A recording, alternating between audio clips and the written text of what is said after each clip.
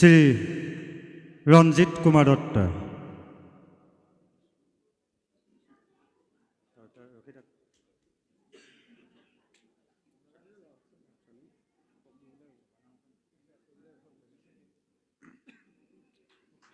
তেখেতক এখনি মাইন্দ বস্ত্ৰ চেলেঙেৰে সম্বৰ্ধনা জনাব শ্ৰী প্ৰমোদ দত্তই।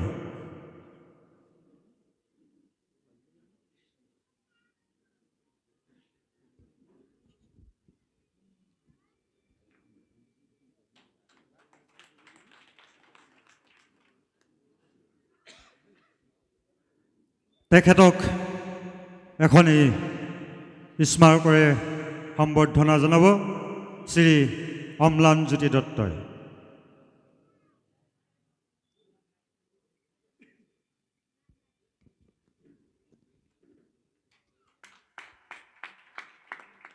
তেখেতক এখনি সম্বৰ্ধনা পত্ৰৰে সম্বৰ্ধনা জনাব শ্ৰী উত্তম কুমাৰ দত্তই।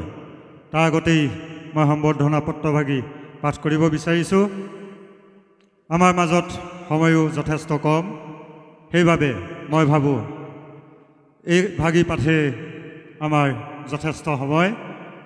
মই সম্বৰ্ধনা পত্ৰভাগি পাঠ কৰিবলৈ লৈছোঁ। জোলাগাঁও যুৱ সমাজৰ উদ্যোগত তথা ৰাইজৰ সহযোগত সদৌ ভিত্তিত শিশু ভাওনা প্ৰতিযোগিতা। স্থান জোলাগাঁও বৰনামঘৰ প্ৰাংগণ, শিৱসাগৰ। দিনাংক 17 পুহৰ পৰা 22 পুহলৈ 1946 শকাব্দ। ইংৰাজী 2 জানুৱাৰীৰ পৰা 7 জানুৱাৰী 2025লৈ। সম্বৰ্ধনা পত্ৰ প্ৰতি শ্ৰীযুত গৌতম গোস্বামী, ভাওনা ভূষণ বঁটা প্ৰাপক চাৰিং সাফলতি। মান্যবৰেখ জয় জয়তী আন্তৰিক ভক্তিভৰা সাংস্কৃতিক সেৱা গ্ৰহণ কৰিব। মহাপুৰুষ শ্ৰীমন্ত শংকৰদেৱ গুৰুজনাৰ অপূৰ্ব সৃষ্টি, আধ্যাত্মিক ভক্তি সাধনা, লোক মনোৰঞ্জন, বৌদ্ধিক কাব্য সাহিত্য, পৰিৱেশ্য কলাৰূপ অসমীয়া সংস্কৃতি গৌৰৱময় স্বৰ্ণসৌধ হ'ল ভাওনা সংস্কৃতি, যি অসমীয়া জাতিৰ প্ৰাণৰূপ প্ৰাণ। গুৰুজনাই সাম্যবাদী চিন্তা চেতনা আৰু মানৱতাবোধেৰে সাংস্কৃতিক কৰখেনেৰে বৰ্ণাঢ্য উপচাৰেৰে বৰ ভেটি গঢ়ি অসমীয়াক উৎকৃষ্টতম সত্যম শিৱম সুন্দৰম ব্ৰতেৰে আত্মনিয়োগ হ'বলৈ সবল কৰা সংস্কৃতিয়ে হ'ল ভাওনা। হে বৈষ্ণৱ বান্ধৱ, আপোনাৰ ঐকান্তিক প্ৰচেষ্টাত জীৱকুলক সেৱা ধৰাৰ মানসেৰে শংকৰ আৰু মাধৱ গুৰু দুজনাৰ কৃষ্টি সংস্কৃতিক জীয়াই ৰখাৰ প্ৰয়াসেৰে জোলাগাঁও যুৱ সমাজৰ উদ্যোগত তথা সমূহ ৰাইজৰ সহযোগত ইংৰাজী 2 জানুৱাৰীৰ পৰা 7 জানুৱাৰী 2025 তাৰিখলৈ আয়োজন কৰা সদৌ ভিত্তিত শিশু ভাওনা প্ৰতিযোগিতাত অসমীয়া জাতীয় জীৱনৰে এটি গুৰুত্বপূৰ্ণ সাংস্কৃতিক উপকৰণ ভাওনাই আধ্যাত্ম সাধন, লোক মনোৰঞ্জন আৰু সংস্কৃতি চৰ্চাৰ উপৰি মানুহৰ মাজত সমন্বয় ৰক্ষাৰ ক্ষেত্ৰত যি ভূমিকা লৈ আহিছে, তাৰ সোৱাদতে আজিৰ তাৰিখত শিশু ভাওনা প্ৰতিযোগিতা এক সমন্বয়ৰ অনুষ্ঠান হিচাপে পৰিগণিত হৈছে। এনে একোটা অনুষ্ঠান উদযাপনৰ বেলিকা আপোনালোকৰ দৰে বিজ্ঞজনৰ পৰামৰ্শ আৰু বদান্যতাই বিশেষ উপকাৰ সাধি আহিছে। আজি এই মাহেন্দ্ৰ ক্ষণত এনে একোটা অনুষ্ঠান উদযাপনৰ বেলিকা আপোনালোকৰ দৰে বিজ্ঞজনে বিচাৰ কৰা আসন অলংকৃত কৰি আমাক যি শুদ্ধ আৰু সুশৃংখলিত বিচাৰ প্ৰদান কৰিলে, তাৰ বাবে আমি জোলাগাঁও যুৱ সমাজ আৰু সমূহ ৰাইজ আপোনাৰ ওচৰত চিৰকৃতজ্ঞ। ভক্তপ্ৰাণ ৰাইজ আৰু সংস্কৃতিৰ সাধকসকলক শুদ্ধ মাৰ্গ প্ৰদৰ্শন কৰাৰ উপৰিও লোকজনক জীৱন তাৰণৰ শুদ্ধ পথ প্ৰদৰ্শন কৰিব পৰাকৈ কৰ্মশীল হৈ থাকিবলৈ প্ৰভুৱে আপোনাক সুস্বাস্থ্য আৰু দীৰ্ঘ জীৱন দান কৰক। এই প্ৰাৰ্থনাৰে পুনৰ সেৱাৰে আধ্যাত্মিক মহাসাগৰখনিত শান্তিৰে সুভাষিত হওক জীৱনৰ ক্ষণ অনুক্ষণ। পৰমেশ্বৰ কৃপা লাভ কৰি উন্মোচিত হওক আপোনাৰ সমৃদ্ধিৰ নৰুণ। সুস্বাস্থ্য আৰু দীৰ্ঘায়ুৰ কামনাৰে পুনৰ সভক্তিৰ সেৱাৰে উত্তম কুমাৰ দত্ত সভাপতি, পংকজ প্ৰতিম দত্ত সম্পাদক, ভাওনা প্ৰতিযোগিতা উদযাপন সমিতি জোলাগাঁও। এই সম্বৰ্ধনা পত্ৰ আগবঢ়াব আমাৰ সভাপতি মহোদয় শ্ৰীযুত উত্তম কুমাৰ দত্তই।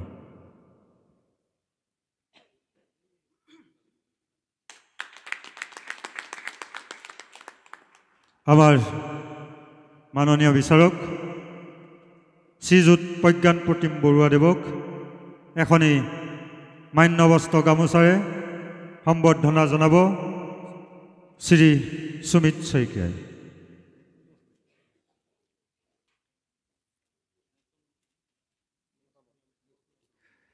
মান্যবস্ত্ৰ এখনি চেলেঙেৰে তেখেতক সম্বৰ্ধনা জনাব শ্ৰী কল্পজ্যোতি দত্তই।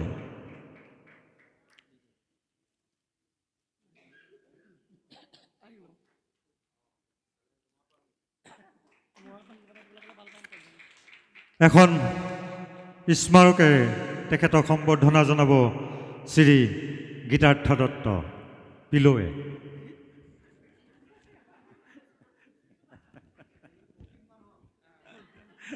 এয়া গীতাৰ্থ দত্ত পিলো। তেখেতক এখনি সম্বৰ্ধনা পত্ৰৰে সম্বৰ্ধনা জনাব শ্ৰী ৰঞ্জন দত্তই।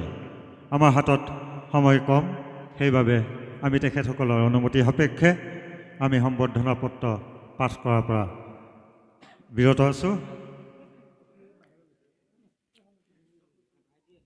এয়া সম্বৰ্ধনা পত্ৰ আগবঢ়াইছে শ্ৰীযুত অম্লানজ্যোতি দত্তই।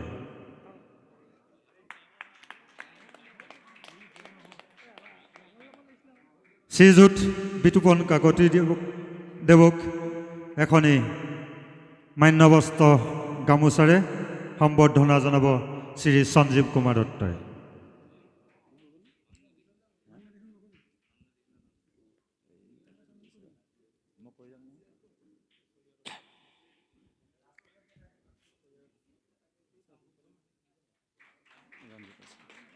তেখেতক এখনি মান্যবস্ত্ৰ চেলেঙেৰে সম্বৰ্ধনা জনাব শ্ৰী ৰঞ্জিত দত্তই।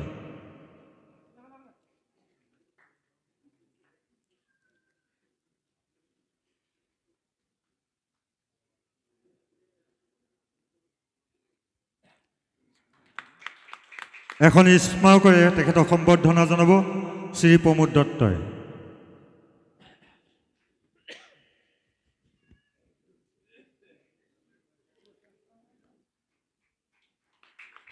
তেখেতক এখনি সম্বৰ্ধনা পত্ৰৰে সম্বৰ্ধনা জনাব শ্ৰী বিদ্যুৎ দত্তই।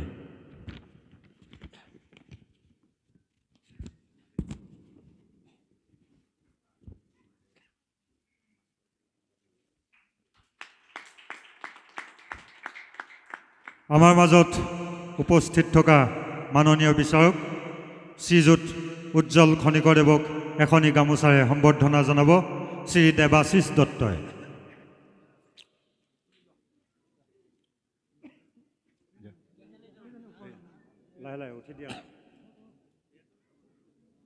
এয়া উজ্জ্বল খনিকৰদেৱক এখনি গামোচাৰে সম্বৰ্ধনা জনাইছে শ্ৰী দেৱাশীষ দত্তই। এখনি মান্যবস্ত্ৰ চেলেঙেৰে সম্বৰ্ধনা জনাব শ্ৰী ৰিয়ান দত্তই।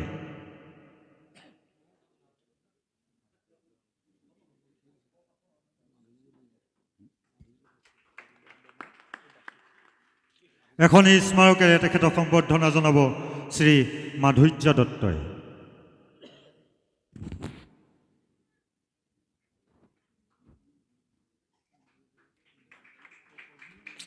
তেখেতক এখনি সম্বৰ্ধনা পত্ৰৰে সম্বৰ্ধনা জনাব শ্ৰী অতুল দত্তই।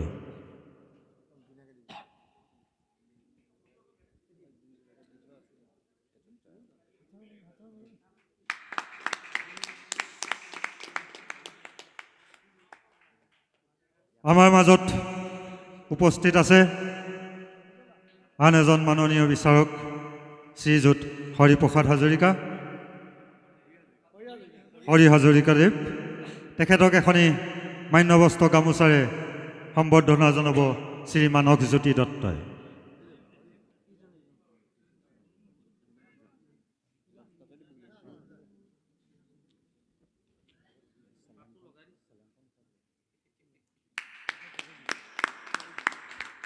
এখনি মান্যবস্ত্ৰ চেলেঙেৰে তেখেতক সম্বৰ্ধনা জনাব শ্ৰী ৰঞ্জন কুমাৰ দত্তই।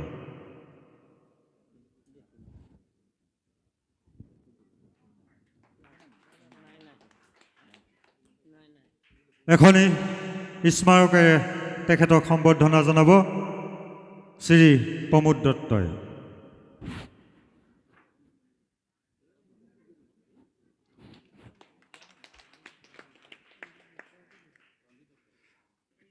তেখেতক এখনি সম্বৰ্ধনা পত্ৰৰে সম্বৰ্ধনা জনাব শ্ৰীযুত ৰঞ্জিত দত্তই।